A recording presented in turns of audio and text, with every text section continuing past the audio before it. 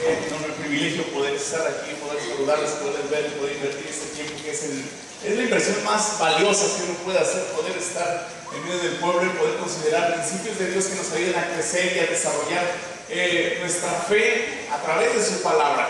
Eso es lo que nosotros como responsabilidad, como pueblo de Dios tenemos para que nuestra fe sea acrecentada y podamos nosotros fincar nuestra fe, nuestra vida sobre una piedra sólida que es su palabra.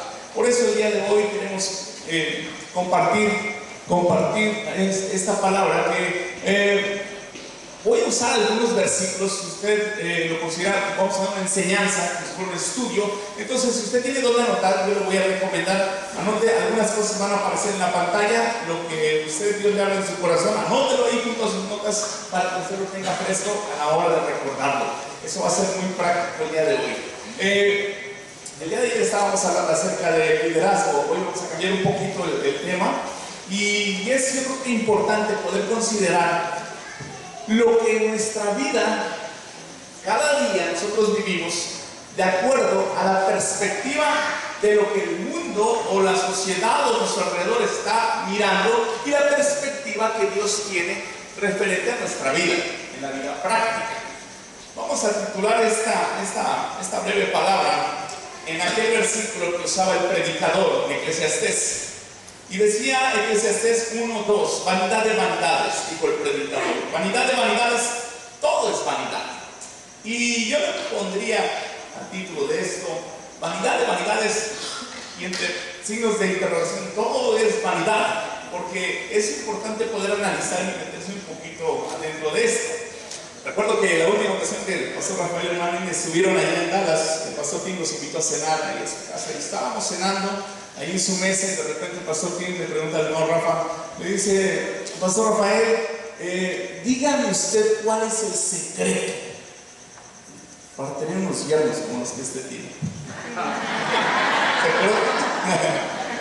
Y yo me interrumpí y le dije: hey, Tim, espera, ¿viste la película de Kung Fu Panda? El ingrediente secreto no existe, somos naturales. El secreto para hacer algo en la vida, no hay secreto alguno. Pero yo quiero decirle que el día de hoy, al escudriñar la escritura, podemos encontrar el consejo, y podemos llamarle, si usted lo quiere decir así, el secreto de una vida mejor. Porque Dios siempre tiene piedras que son su palabra para que nosotros cimentemos nuestra vida y podamos crecer. Y siempre la tendencia de Dios en nuestra vida es para que a nosotros nos vaya bien, para que nosotros crezcamos. Y eso es a través de cimientos sólidos que su palabra va a traer a nuestra vida. Y entonces, si el predicador Eclesiastés, el rey Salomón, decía vanidad de vanidades, todo es vanidad, sigue diciendo en el versículo número 3: ¿qué provecho saca el hombre de todos sus trabajos y de todas sus afanes bajo el sol? ¿Cuál es ese provecho? Y nos damos cuenta de que la palabra vanidad es exactamente un sinónimo de vacío. Entonces vemos que una vida vana es una vida vacía. Una vida de vanidad es una vida de vacío. Y eso no sirve para nada y crea una frustración, una insatisfacción en el corazón del hombre. Y nos damos cuenta que Salomón, en los 10 primeros capítulos del libro de Eclesiastés, nos habla de este mismo vacío. Podemos pensar que todos estos 10 capítulos lo conducen a una misma conclusión, lo están llevando hacia un mismo lugar, que es el vacío de la vanidad, el vacío del corazón del hombre. Y lo vemos bien claro porque el vacío va de generación en generación. Vemos que las generaciones pueden venir y empieza una nueva generación y vuelve a repetir el modelo de lo que se hacía mal. Es increíble cómo nosotros mismos repetimos los modelos de lo que nuestros padres hicieron mal. Tenemos esa tendencia. Dice la palabra de Dios, ahí en el versículo 4, sigue diciendo Eclesiastés 1:4, una generación se va y otra generación viene, pero la tierra permanece para siempre. Eso significa que vienen las generaciones, hacen lo que tienen que hacer, hacen las cosas mal y vuelve a venir otra generación, vuelve a hacer las cosas mal. Y lo vemos en la historia a través de la palabra. ¿Cuántos reyes de Israel hicieron las cosas mal? ¿Y cuántos lo hicieron bien? Son un puñado de reyes los que hicieron bien, y la mayoría de ellos de Judá, de la tribu de Judá. Y vemos cómo Israel se desvió totalmente y las generaciones venían y lo hacían mal, y lo hacían mal. Y eso es cosa que nosotros tenemos que aprender de lo que Dios nos está enseñando a través de esta historia, de la historia de Israel. Que vemos que las generaciones solamente pueden heredar algo malo a la siguiente generación, porque los buenos principios, los buenos valores se empiezan a diluir y se empiezan a perder. Y nos damos cuenta cómo los reyes que hacían lo bueno a los ojos de Dios empezaba a diluirse en la generación siguiente. Y es algo triste ver esto, porque nos damos cuenta que vuelve a tener razón el predicador. Vanidad de vanidades, todo es vanidad. Vacío en la siguiente generación. Encontramos que hay vanidad también, porque hay una carencia de sentido en la rutina cotidiana. Hay una rutina cotidiana que nos hace ver las cosas de una manera que, ¿para qué me esfuerzo si mañana voy a tener lo mismo? ¿Para qué me esfuerzo si mañana voy a hacer lo mismo? Y voy a obtener lo mismo y no va a cambiar mi vida. Y hay veces que el enemigo viene a engañarnos y nos dice, ¿sabes qué? Tu vida no va a ser ningún cambio ni algo mejor que la vida de tus padres. Quizás lo más que puedes anhelar es tener lo que tus padres tuvieron. Y empiezan esos engaños en nuestra mente. Dice su palabra en Eclesiastés 1:5 al 7: el sol sale, el sol se pone y vuelve presuroso al lugar de donde se levanta. El viento gira hacia el sur y da vuelta por el norte, va girando sin cesar y vuelve a girar el viento. Todos los ríos van al mar y el mar jamás se llena, y los ríos vuelven al lugar de donde salieron para volver a recorrer su camino. Y nos damos cuenta que la rutina del hombre es el reflejo de esta palabra. Nos levantamos, vamos, trabajamos, regresamos y empieza esa rutina y empieza a crearse ese vacío. Y empezamos a ver en las palabras del predicador de Eclesiastés una frustración, una amargura ahí en el corazón del rey Salomón, porque le cansa esa situación repetitiva. Miren, la tercera cosa que nos podemos dar cuenta de que es vanidad y es vacío es que todo es fatiga. Todo es fatiga, dice la palabra de Dios, versículo 8 del capítulo 1 de Eclesiastés. Todas las cosas fatigan más de lo que es posible expresar. Levante la mano a los que están cansados, por favor. ¡Wow!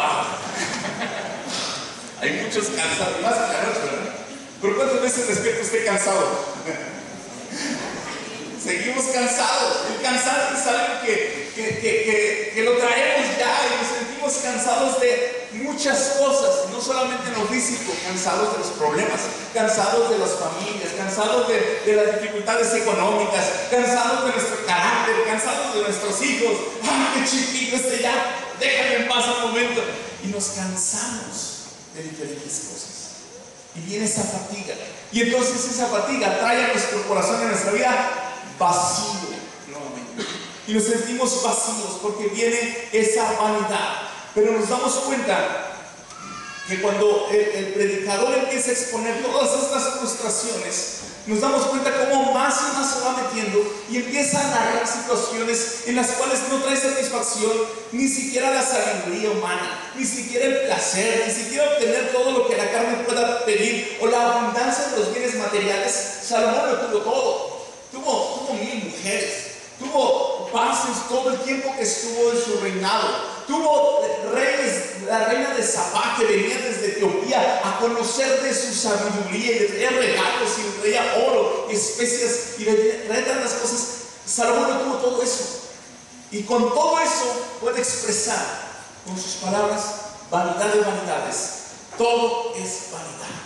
Me encantó una frase que escuché hace un tiempo y decía un hombre: si estás inconforme por lo que no tienes, muchas veces estamos inconformes por lo que no tenemos, porque desearíamos tener, desearíamos alcanzar, desearíamos comprar, desearíamos tener una casa, desearíamos tener un carro, desearíamos tener mejor ropa, desearíamos, y lo traemos ahí en el corazón. Desearíamos vacaciones, desearíamos viajar, y empieza a entrar una insatisfacción.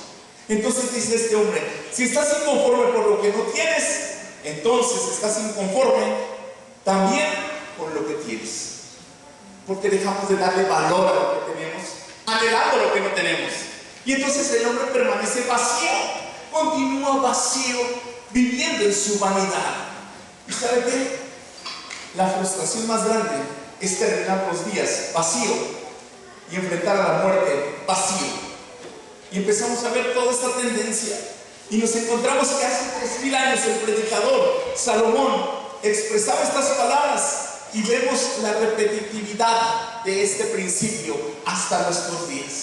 La gente sigue en sus vanidades, la gente sigue anhelando las cosas materiales. Y a mí me sorprendió una noticia que leí esta semana, no sé si usted lo vio, pero de las 6 personas, algo así, las 6 personas que tienen los yates más lujosos de toda América Latina, 5 son mexicanos y hay un venezolano nada más. Pero 5 mexicanos dentro de los hombres que tienen los yates más lujosos del mundo.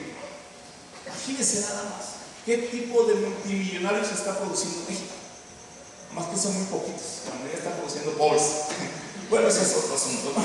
Pero nos damos cuenta que la misma situación está sucediendo a través de los tiempos. La gente se está volcando a irse hacia el vacío de la vanidad, hacia el vacío del corazón. Por lo tanto, la conclusión que hace el predicador vamos a verla como un consejo que nos da por último. Dice la palabra, ahí viene que dice 12:13. Con esto concluye su discurso el predicador. Y es una palabra tan reconfortante que vamos a regresar más tarde con ella. Y dice que es 12:13. Todo este discurso termina en lo siguiente: teme a Dios y cumple sus mandamientos. Eso es el todo del hombre. Nos lo está diciendo alguien que lo tuvo todo. Nos lo está diciendo alguien que tuvo todas las posesiones, que tuvo todas las riquezas, toda la fama, toda la gloria, todo lo que un hombre pudiera desear aquí en la tierra, lo tuvo Salomón. Y nos dice, ¿sabes qué? Todo eso es vanidad, todo eso es vacío, todo eso no llena el corazón, todo eso queda a un lado, y lo que realmente llena el corazón es que nosotros busquemos a Dios y cumplamos sus mandamientos. Eso es lo que llena el corazón. Cuando escribe estas palabras el predicador, había sucedido ya lo que Dios le había dicho: no hagas. Había tenido mujeres de otros pueblos que habían desviado su corazón. Por eso él había entendido que el desviarse de los mandamientos de Dios trae vacío al corazón. Él lo había entendido ya. Y por eso, por último, pone este consejo. Todo este discurso termina en que temamos a Dios y cumplamos sus mandamientos. Eso es el todo. Ya fuera de ahí no necesitamos nada más. Es el todo del hombre. Es todo lo que nosotros necesitamos. Pero si acabara ahí el discurso, quizás nos pudiéramos quedar con esa parte que trae esperanza al corazón. Pero vamos a ver cómo lo ve Jesús. Y cómo Jesús mira esta misma situación que Salomón pudiera estar viendo, cómo Jesús lo programó para que nosotros lo pudiéramos vivir. Hay un hombre, escritor español, que se llamaba Miguel de Unamuno, y él le gustaba contraponer frases. Y él usó esta frase: vanidad de vanidades, todo es vanidad. Y la contrapone y dice: plenitud de plenitudes, todo es plenitud. Y uno puede pensar: ah, caray, ¿de qué me estás hablando? ¿De prosperidad? ¿Me estás hablando de que me vaya bien? ¿Me estás hablando de que todo vaya bien? En el Evangelio de Juan, capítulo número 10, versículo número 10, dice: yo he venido para que tengan vida y para que la tengan en abundancia.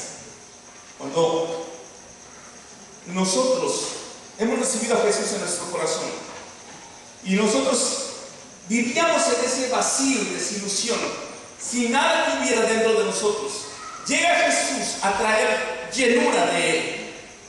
Viene a traer satisfacción de Él en nuestra vida. Viene a traer dones que satisfacen nuestro corazón y nuestro espíritu y llenan todo nuestro ser y nos traen a vida, porque cuando nosotros tememos a Dios y obedecemos sus mandamientos, nosotros empezamos a entrar a pisar terrenos de vida, empezar a disfrutar lo que Dios ha mandado para nosotros. ¿O poco no nosotros podemos disfrutar de un matrimonio mejor cuando el esposo ama a la esposa y la esposa se sujeta al marido? ¿No es mejor el matrimonio así? ¿Los matrimonios están de acuerdo conmigo? Dos manos se levantaron, gracias a Dios. ¿O no es mejor cuando los padres no provocan a ir a sus hijos? Los hijos pueden decir amén. Son mandamientos que nos hacen vivir realmente la vida. Tengamos vida y la tengamos en abundancia, porque estamos confiando y satisfaciendo nuestra vida con el deleite de su palabra aplicada a nosotros, para crecimiento de nosotros, para crecimiento de nuestra familia, por la revelación que Dios ha hecho de Jesucristo a nuestra vida y nos hace poder llenar ese hueco que había en nuestro ser, el hueco de la vanidad del vacío. Dice la palabra de Dios ahí en Juan 1:16, de su plenitud tomaron todos y gracia sobre gracia. Y ahí es donde podemos darle la razón a don Miguel de Unamuno, porque Jesús hablaba de su plenitud. Tomamos todos plenitud, llenura total, llenura completa en nuestra vida. Pero ¿plenitud de qué? Porque no vamos a pensar en lo que es nuestro deleite personal. No vamos a pensar en posesiones. No vamos a pensar en satisfacciones personales. No vamos a pensar en eso, porque ya el predicador Salomón nos dijo que ahí no está la llenura del corazón del hombre. Ahí no está la llenura del alma, la llenura del espíritu. Ahí no está. No está en lo material, no está en lo que el mundo ofrece, no está ni siquiera en nuestra salud, la plenitud. ¿Cómo? ¿Entonces tiene que estar enfermo? No tiene que estar enfermo. Pero si está enfermo, Dios lo va a sanar. Eso es bueno, ¿no? Usted va a poder ver el poder de Dios en su vida. ¿Cuántos quieren ver el poder de Dios en su vida? Levantar la mano, se enfermo, quieren más, qué bueno. Gracias a Dios. ¿Y saben qué? Y si no lo sana, se va usted al cielo. Gracias a Dios. Es garantía y eso nos va bien. No, yo no me quiero morir, yo quiero vivir. Está bien, qué bueno. Mientras lo pueda decir, es que está bien. Anda, vivite en coleana. Eso es muy bueno, gracias a Dios. Pero ¿qué es lo importante de la vida que Jesús nos está queriendo dar? ¿Qué es lo importante? ¿Qué es esa plenitud de lo que Dios quiere llegar sobre nuestra vida? Número uno, plenitud de sabiduría. Plenitud de sabiduría. Mire, a los hijos de Dios nos ha dado el gran privilegio de disfrutar de esta palabra. En Efesios 1:8 dice: toda sabiduría e inteligencia de Dios. Usted es inteligente. ¿Cuántos lo creen? Que no lo crean, empiecen a creer, por favor. ¿Sabe una cosa? Me acuerdo de una persona muy joven me dijo una vez: pastor, ¿puedo orar por mí, por favor, que tengo un examen bien importante mañana? Y yo le pregunté: ¿y ya estudiaste? Pues más o menos. No, olvídalo. Dios no te va a soplar las respuestas. Dios si acaso te va a dar lo que necesitas sacar para ese examen. Yo voy a orar por ti, pero que tengas muchas esperanzas en estudiar. Pero Dios nos da una inteligencia para poder nosotros llevar a cabo labores que nunca antes habíamos podido hacer. Cosas que nunca habíamos hecho en Cristo. Como nuevas criaturas que somos, tenemos la capacidad de empezar a hacerlas. Porque nuestra vida pasada quedó en el pasado y quedó muerto el viejo hombre, y hoy vivimos en un nuevo hombre. Hoy tenemos una oportunidad de una mente renovada en Cristo Jesús, y eso nos da la oportunidad de vaciar el disco duro que traemos aquí, resetearlo completo y empezar de cero hacia adelante. Y eso nos da una frescura. Cuando nosotros vivimos cada día bajo su misericordia, que es nueva cada día, nosotros estamos viviendo una nueva oportunidad para poder tener en nuestra mente sabiduría, en nuestro corazón, en nuestra mente inteligencia y en nuestro corazón sabiduría. Ahora, esto cuando dice la palabra que nos da sabiduría e inteligencia, no se está refiriendo a los grandes conocimientos de científicos o académicos, no está refiriéndose de eso. Cuando la Biblia habla de sabiduría, la Biblia está hablando acerca de tener un carácter moral y espiritual elevado. Moral y espiritual elevado. Por eso dice la palabra ahí en Mateo capítulo número 11, versículo 25. Dice: te alabo, Padre, Señor del cielo y de la tierra, porque ocultaste estas cosas de los sabios y de los entendidos. O sea que no es de aquellos que puedan pensar muy elocuentemente o tengan mucha sabiduría del mundo. No, dice: se lo revelaste a los niños. Inocencia, carácter moral alto. Porque el que no sea como un niño no puede entrar en el reino de los cielos. Por eso Dios está interesado en que nosotros tengamos en nuestra vida plenitud de sabiduría. Plenitud de sabiduría nos da la capacidad de poder nosotros discernir entre el bien y el mal. Poder nosotros decir no a lo malo y sí a lo bueno. Esa capacidad nos va a ahorrar tantísimas dificultades en nuestra vida. Tener ese discernimiento nos va a dar la oportunidad de caminar por caminos de bendición. Ahí es cuando entendemos su palabra, cuando nos dice que la bendición de Dios es la que enriquece y no añade tristeza. Caminos de bendición son decisiones sabias tomadas de parte de Dios en nuestra vida.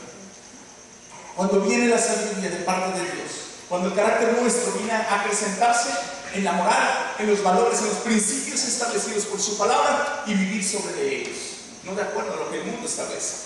La segunda cosa que podemos ver, que se interesa a Dios en poner en nuestro corazón, es plenitud de paz. Y cuando habla de esta paz, Jesús está refiriéndose, y lo notamos en esos versículos que podemos nosotros leer como Juan 14, 27 o 16, 33. La paz os dejo, mi paz os doy. Estas cosas os he hablado para que aquí tengáis paz. En el mundo tendréis aflicción, pero tener ánimo, yo he vencido al mundo. Cuando dice estas palabras, está Jesús a un paso de la muerte. Está a punto de ser crucificado. O sea, estas palabras tienen más sentido cuando está al borde de la muerte, para poder vivir en paz. Si hubiera estado en este punto Jesús en su cama, tranquilo, viendo la tele, tengan paz, no se preocupen, todo va a salir bien, todo está bien, mi paz les dejo, miren, tranquilidad y gozo, ¿no? Jesús está hablando de paz en el momento de la tribulación, está hablando de paz en el momento más difícil que pudo haber experimentado, está hablando de paz en el momento en el que la aflicción está llegando a su vida. Y dice: hey, no se preocupen, tengan ánimo. Nos anima usted y a mí a poder tener ánimo, aun cuando a nosotros o a sus discípulos en ese momento, cuando se lo está diciendo, a ellos no los iban a crucificar, a ellos no los iban a matar en ese momento. Pero aquel que está animando en el tiempo en el cual la aflicción le está sobreabundando en su vida, tiene mayor valor y peso esas palabras. Ese es el anhelo del corazón del Padre, que usted y yo podamos tener esa plenitud de paz en nuestra vida.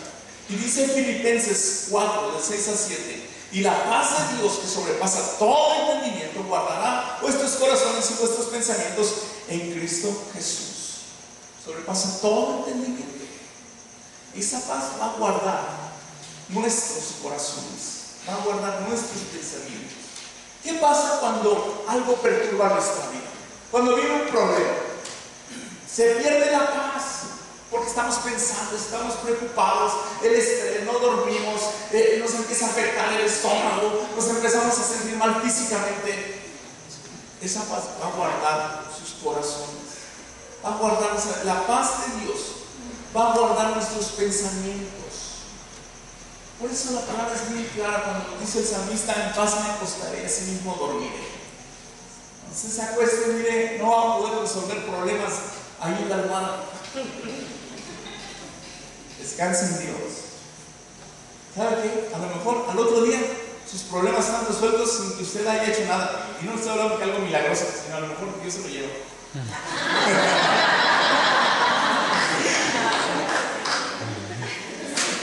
Cuando nosotros descansamos en la paz de Dios, ¿sabes qué, Señor? Toma tu control sobre todas las cosas y Dios va a obrar. Y ese es el anhelo del corazón del Padre, que usted y yo disfrutemos de la plenitud de paz en nuestra vida.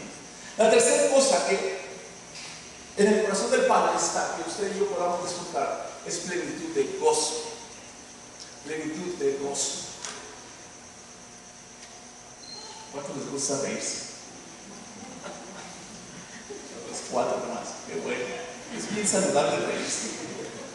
Hay terapias de risa que ayudan a la salud de las personas.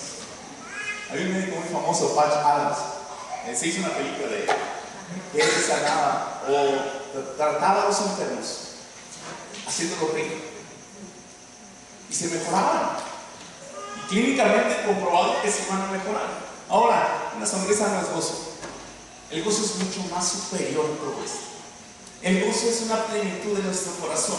Cuando nosotros estamos en los momentos difíciles que atravesamos, con paz en nuestra vida, y sigue estando el gozo pleno, la alegría al tope, al 100%. Y ¿sabe qué? Es algo que me llama la atención mucho. Que cuando el apóstol Pablo empieza a enumerar los frutos del Espíritu, pone amor, gozo y paz. Entonces el gozo y la paz van de la mano. Entonces el gozo y la paz caminan juntos. Entonces nos damos cuenta que cuando nosotros tenemos paz, va a haber gozo en nuestra vida.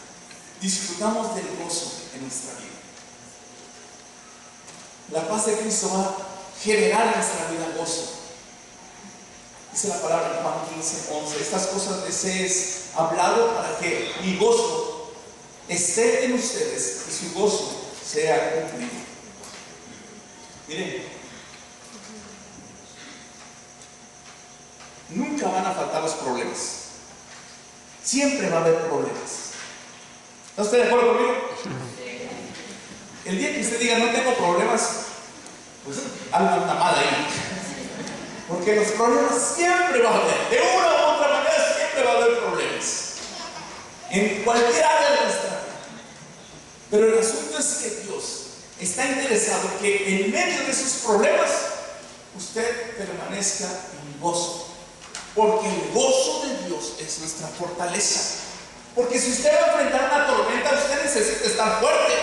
Y no es en sus fuerzas, sino es en las fuerzas de Dios para poder enfrentar la tormenta que viene enfrente. Cuando usted enfrenta esa tormenta solo, lo va a acabar esa tormenta usted solo. Pero cuando va de la mano de Dios y usted reconoce su palabra, el gozo de Dios es mi fortaleza, el gozo de Dios está con usted y empieza a entrar a la tormenta, y el gozo de Dios, que es su fortaleza, lo hace salir adelante de esa tormenta que está enfrente de su vida. Por eso es interesante que a Dios le interese que usted y yo tengamos plenitud de gozo, que usted y yo mantengamos el gozo de nuestra vida, y eso nos lleva a que nosotros podamos vivir en un mejor nivel de vida. ¿Se acuerdan que le dije al principio el secreto para una vida feliz? Lo primero es tener sabiduría, plenitud de sabiduría de parte de Dios. Lo segundo es plenitud de gozo, de paz. Lo tercero, plenitud de gozo. Es interesante que nosotros mantengamos esta situación en los momentos de tribulación o angustia. El gozo de Dios es nuestra fortaleza. El gozo de Dios no puede faltar. Juan 16:20 nos dice que todo se torna en gozo. Si todo se torna en gozo, tengo que ver la perspectiva desde donde Jesús lo está viendo. No desde mi perspectiva, porque mi perspectiva va a ser la misma que el predicador Salomón la veía desde sus ojos, viendo lo material. Usted y yo tenemos que caminar mirando lo espiritual como Jesús nos lo ha indicado. Si todas las cosas se tienen que tornar en gozo, tenemos que verlas de esa manera, en que el gozo de Dios sea nuestra fortaleza y que por ahí podamos nosotros avanzar. Y por último viene la abundancia de esperanza, y es donde coincidimos totalmente lo que Jesús nos está enseñando en plenitud en nuestra vida con lo que el predicador recomendó al final de sus tiempos. En la vida cristiana quizás muchos problemas va a haber, muchas desilusiones va a haber mucha amargura, la cual Dios va a estar limpiando de nuestra vida, frustraciones, pero el consejo es el mismo. Capítulo 12 de Eclesiastés: teme a Dios y guarda sus mandamientos, porque este es el todo del hombre. Mire, esto nos abre un camino tremendo de esperanza. Esperanza es lo que nosotros necesitamos. La situación no está perdida, no está acabada. Cuando estamos en Cristo hay una nueva perspectiva de la situación. Hay una nueva óptica que necesitamos nosotros empezar a mirar para empezar a avanzar sobre el camino que Jesús nos está trazando, que Él quiere que nosotros andemos. Esa es la nueva perspectiva de esperanza. Y me encanta cómo el apóstol Pablo termina diciéndolo allá en la carta a los Romanos. Con esto termino. Romanos capítulo número 8, versículo número 20 al 21. Estoy usando en este pasaje la Biblia, Dios habla hoy. Dice, la creación perdió toda su razón de ser, no por propia voluntad, sino por aquel que así lo dispuso. Pero le quedaba siempre la esperanza de que también la creación misma será librada de la servidumbre, de la corrupción y la gloriosa libertad de los hijos de Dios. Y ahí está nuestra esperanza. Ahí está nuestra perspectiva en plenitud de vida que Dios tiene para usted y para mí. Yo le invito a cerrar sus ojos así como está. Y vean usted de forma personal con Dios. ¿De qué manera usted está viendo las situaciones que están en derredor suyo? ¿De qué manera usted está confrontando las situaciones difíciles en su vida? Desde la perspectiva del vacío que Salomón estaba expresando. O lo puede cambiar la perspectiva, la manera como Dios quiere traer esa plenitud a su vida. Plenitud de plenitudes. Todo es plenitud. Y no porque sea prosperidad, sino porque en Dios tenemos el todo de lo que necesitamos. Padre, el día de hoy, Señor, ayúdanos a poder cambiar la perspectiva, Señor.